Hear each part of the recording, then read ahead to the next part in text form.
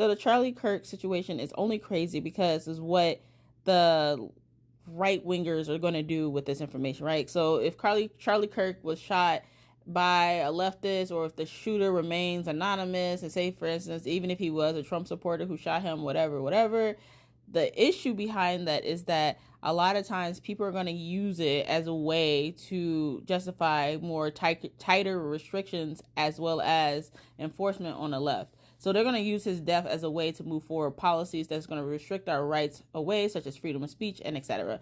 That's the only worry that I have about that, and it's not necessarily our fault. And it was always coming. Okay, like we're under a fascist regime right now. They're not.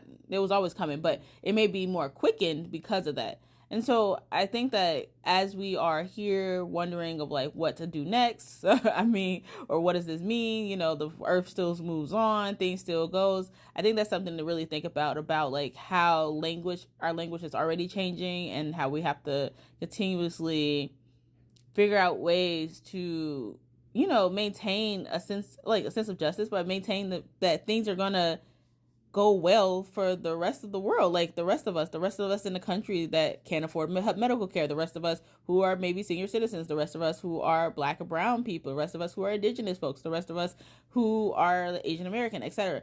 And I think that, that is going to be a very hard thing to do. That's going to be a very hard thing to do, a hard thing to understand, and it's going to be a hard thing to address in a country specifically where they're going to use any rhyme or reason to take away rights. And this is just pro quo. Is it pro quo? I don't know. This is part of the fascist regime, baby. I don't know. But it's just, I don't know. That's just something that I'm concerned about. Like, oh, what rights we're going to get taken away? Like, how they're going to make up stuff. Like, they're just going to use it as a way to be like, he was a martyr. He died for what he believed in. And people had to take him away based on a political premise. So now their base is activated. So now they're going to try to manipulate it. So